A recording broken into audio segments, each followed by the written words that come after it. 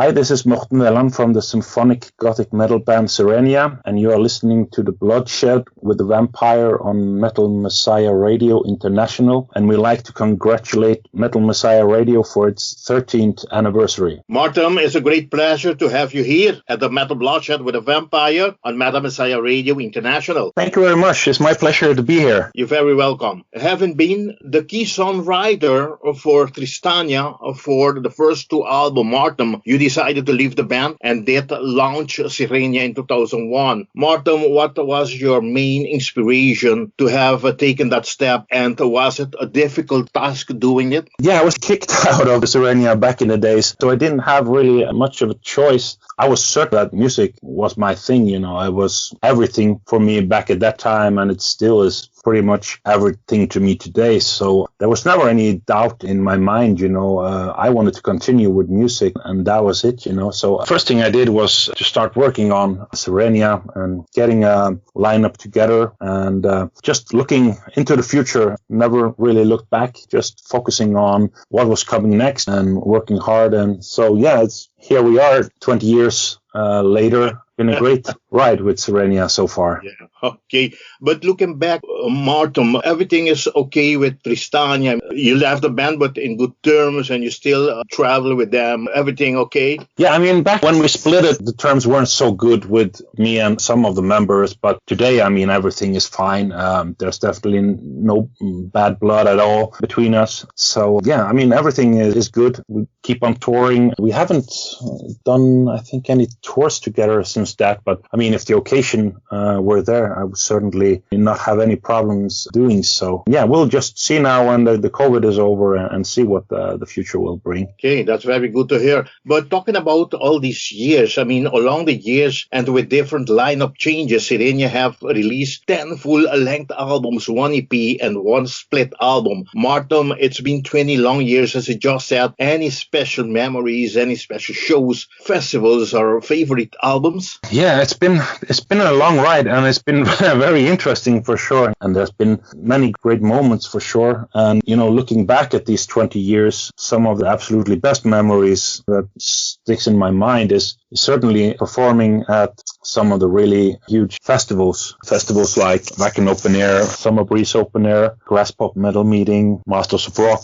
This kind of festivals been insanely cool experiences, and it's really, a strong impression, that stays in my mind today, Yes, I've been to all the festivals you mentioned. I have seen Sirenia. I've seen you guys playing different times for different albums, and those are times, that memories, great memories, all of them. And I believe, come on, it's not easy for a band to hold on for 20 long years and plus of it to have 10 full studio album out.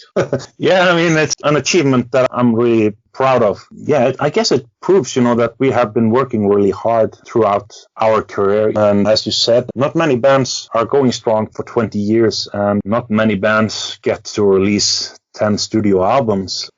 I guess it proves, that we have been really working hard and really being serious with our music. And it's what we love to do. And it's something that we hope we will be able to do for many more years. I really can't wait for the COVID-19 situation to finally be under control so we can get back to touring again, and looking forward to releasing more albums.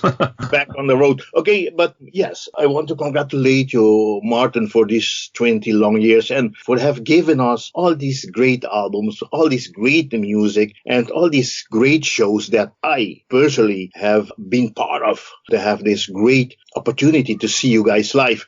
But my question is, anything special in celebration of the band's 20 years? We actually had a lot of plans for our 20th anniversary. And as we were kind of planning things and working on putting them into life, then all hell broke loose with COVID-19, and pretty much all the plans that we had were cancelled, put on ice and whatever. So it was not a good timing for sure, but we're still working on some ideas at least, so that we hope to be able to offer something special for our fans by the end of the year, like a sort of a celebration of the 20 years. Morten, would you like to present us the current band lineup, please? Yeah, it's myself, guitars and vocals, and Emmanuelle Zoldan is our lead singer. And we have Nils Courbaron on lead guitar and Michael Brush on drums. Okay, talking about Emmanuelle Zoldan, I mean, Dim's Days of Dolor was Sirenia's first effort with longtime collaborator Emmanuelle Zoldan, a trained French opera singer, as lead vocalist, replacing Eileen Jimenez Garcia, who has recorded 4 studio albums, The 13th Floor, The Enigma of Life, Pearls of the Deep, and the last in 2015, the 7th live path with the band. Morten, how come you have decided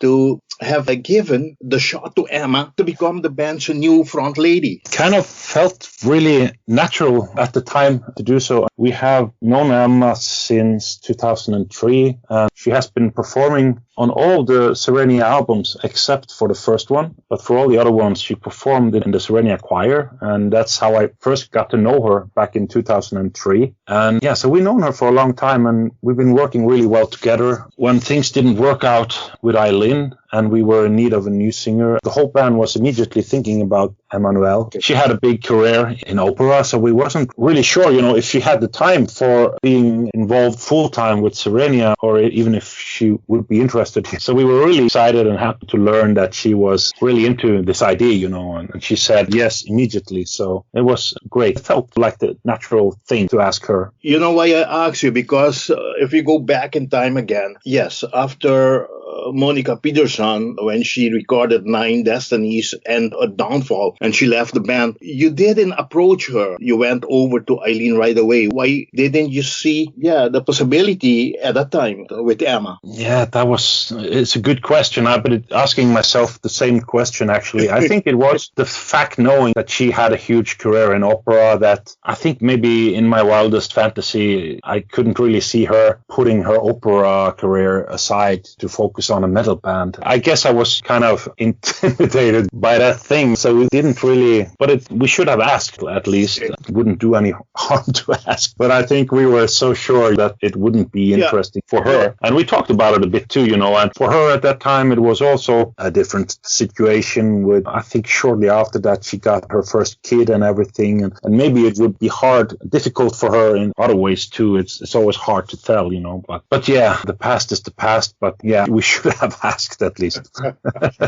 Okay, Martin, to continue, but talking about this album, Dim Days of Dollar, how was this album being received with a new female vocalist? As far as I can remember, it was mixed feedback, of course, as you can expect when you change the lead singer. The lead singer is, of course, the most important role in any band. And of course, when you change it, there's definitely going to be mixed feelings with that. And it's something that we understand 100%. But still, I think we got really a lot of great feedback with that album. And we started touring a lot after we released it. And since Emma joined the band, we have never been so busy with touring. It was we had a lot of problems before that. But as soon as Emma came into the band, all of a sudden we were able to go on tour all the time. So it was a fantastic thing for the band. And we could start touring in the US, for example, North America, where we didn't have been touring before. And a lot of new opportunities opened up for us as a band. So it was a new beginning for us. Everything changed for the band. I think from that moment when Emmanuelle joined, everything changed in a positive direction. Very great. Arcane Astral Eons was released on October 26, 2018. The second album with French mezzo-soprano vocalist. The album features the male guest vocalist Yanis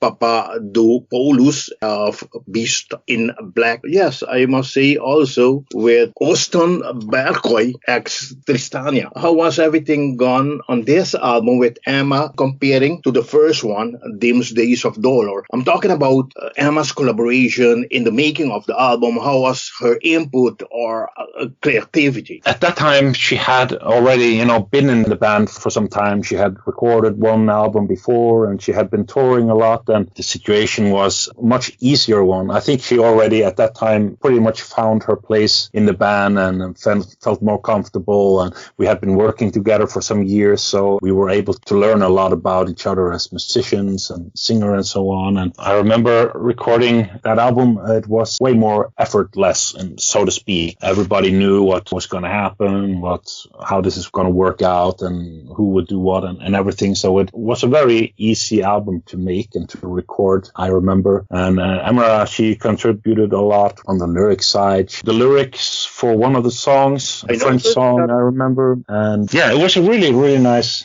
album to make. And at this point, I pretty much realized that every album was kind of easy to make when we compare it to the last one that was recorded in the middle of a pandemic. So it was all good memories from those previous albums. Martin, but how was the collaboration with guest vocalists Yanis and Austin? That was great too. Also two fantastic singers. Austin I've known for years and years, of course, as we were playing together in Tristania back in the old days. And I was very happy to have him back in the studio and to work on one of the Sirenia songs. It turned out absolutely great, I think. And also with Yanis, it was fantastic. He's definitely one of the best metal singers out there, and I love his band, East in Black. I think it's a fantastic band, and yeah, we were really excited to have him on the album as well. Okay, Morten, the band have recently released its 10th studio album, like we just said, Riddles, Ruins, and Revelation, back February 12, 2021, via this great Napalm Records, after having released at 6/7 in 2002 and actually year of existence in 2004 with Napalm Records. The band returned home in 2015. Riddles, Ruins, and Revelation makes the band's fourth album back-to-back with the label, and I'd like to thank you and I'd like to thank Natalie Camilo for this great interview. My question is, how did the label supported the band in the making of this new album, and how are the promotion going? They support us in pretty much the same way as always, maybe this time even more focus on interviews and this kind of stuff, as we're not able to go out on tour and promote in this way. So we got to direct more of the focus on to doing interviews and talking to the media and making content on YouTube, for example, and things like these. But yeah, I think that Napalm has been doing a great job for us, and we are really thankful for that. And the media has been really great, and we have received a lot of great response on the new album from the media. So yeah, it's been really nice, to promote this new album. And it's a kind of a different album to promote as well, as the possibility for touring is not there, and it's more important also doing all these interviews. So yeah, it's a kind of a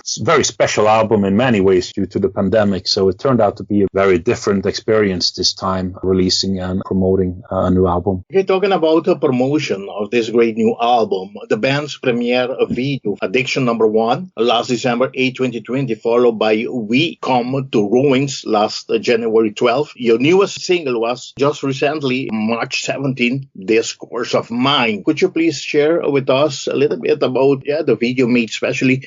I'm talking about Addiction Number 1. The plan for shooting that video was, of course, that we all went to Belgrade in Serbia to work with the ICO team, as we have done several times before for our video clips. And then again, the COVID-19 turned out to be a problem, and we were not able to fly in to Serbia as the contamination of COVID was growing really fast over there. So we had to find a different solution, and we ended up with everybody shooting on green screens locally in their own cities. Then we were sending all of the footage to the producers in Serbia, so they took care of all the post-production, getting everything together, editing, and so on. And we were able to make it work that way. So also with the video clips, we had to do it in a different way this time. And same with shooting promo material, footage. So everything was what's different about this album. Yes, 11-track offering draws the listener deep into versatile symphonic metal vortex through combining heavy soundscape with modern influences. How was the songwriting and recording process gone? The songwriting went on pretty much as usual, and I think that most of the songs were finished by the time that COVID broke out with full force here in Europe. I think it was just minor details remaining on some of the songs. And about a week later, Emmanuelle, she was supposed to fly into Norway to start recording sessions, but then her flight got cancelled as a result of the outbreak of the pandemic.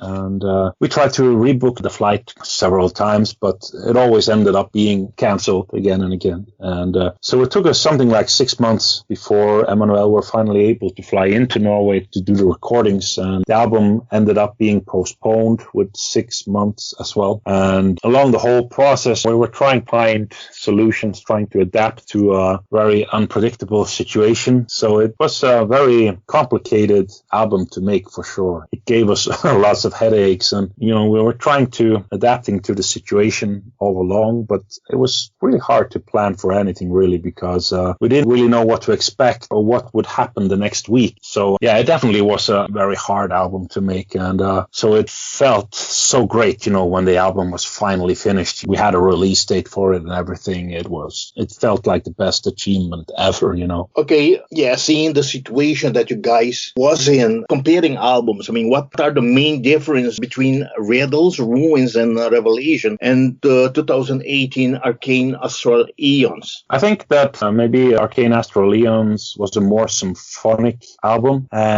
while maybe Riddles, Ruins, and Revelations was more, a lot of the keyboard work.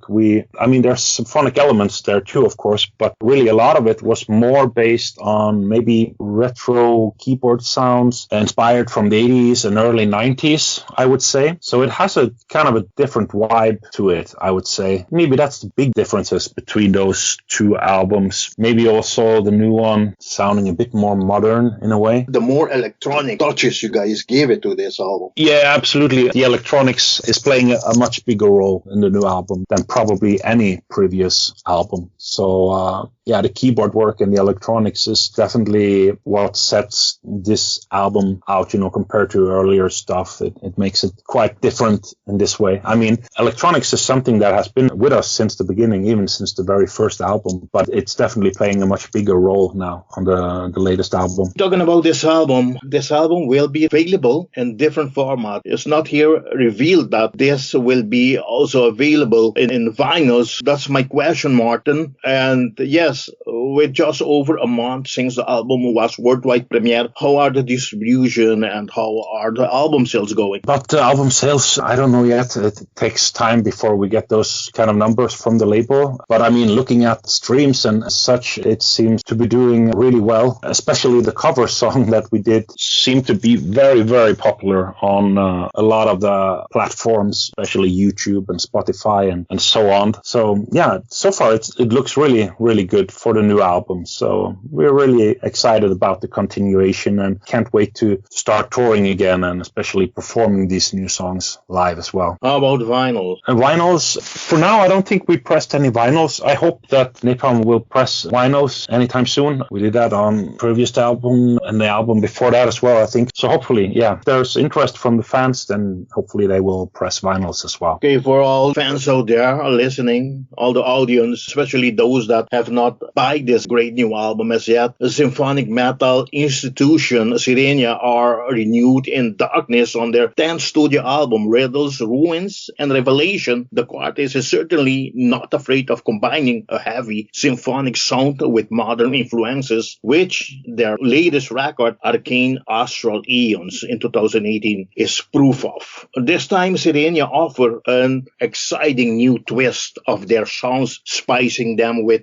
electronic vibes, but never losing sight of their musical core. I believe, one of Sirenia's last tour and shows was Female Metal Voices tour over Europe and the UK, headlining with Leaves, who we had this great opportunity to interview them before. We also was joined by Forever Still from Denmark, Lost in Grave from Finland, Kasakokta, I hope I pronounce it right, from Czech Republic, as Fodelia from Italia. The tour ran from the late November to early December. Morten, how was the tour gone with Leaves especially and all these other bands? Yeah, it was a very nice tour, and lots of great bands on the bill, and we were fortunate to play in many, many cool cities around Europe, and we had a lot of fun on that tour, met a lot of fans, many great shows, and it was the last tour that we did before it ended in somewhere late December, I think. So we came back from that tour, and it wasn't that long after, that the pandemic broke out. That put an effective stop to future touring. So now we're waiting for things to open up again so we can get back in business. While you was enjoying doing this tour, you never thought that, it will be your last shows? No, that thought never entered my mind. It was so surreal when pandemics broke out.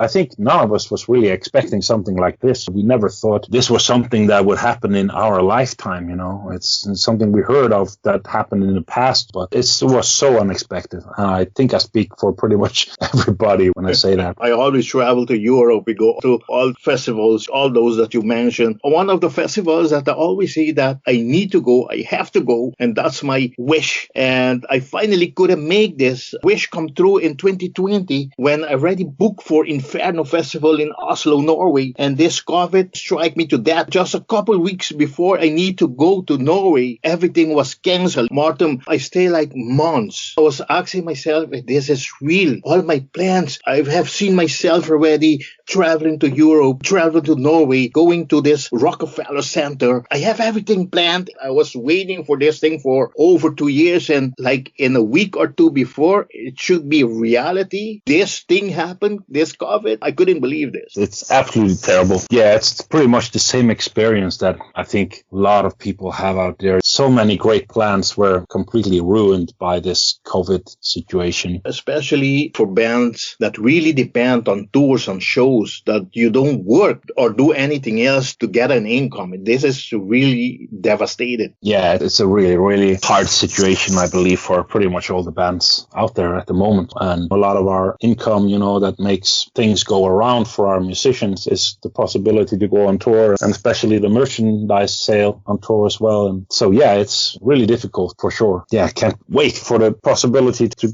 get back to touring again. But I mean, the financial side of it is one thing, but I mean, it's the social thing and just the feeling of being on the stage and all this, the traveling and everything connected to it. It's such a huge and important part of our life. So it's having that being taken away, it's devastating in so many ways. It's kind of unbelievable. If I just take one positive thing of this COVID, that you guys are not willing to do your show, to go on tours, but at least what's 2021 and 2022, we will get a very great album out because you guys are home. Bands can write and do such a great albums out. That's pretty much the only positive thing about the COVID, is that we definitely get a lot of time for composing and writing and all that kind of stuff. And for me, for example, I've been so busy with Sirenia in the last years with all the touring and all that, so I never really had time to think about any other project. And with the situation now with COVID, I have a lot of extra time to compose, and so I've been working a lot with my other project, Mortemia.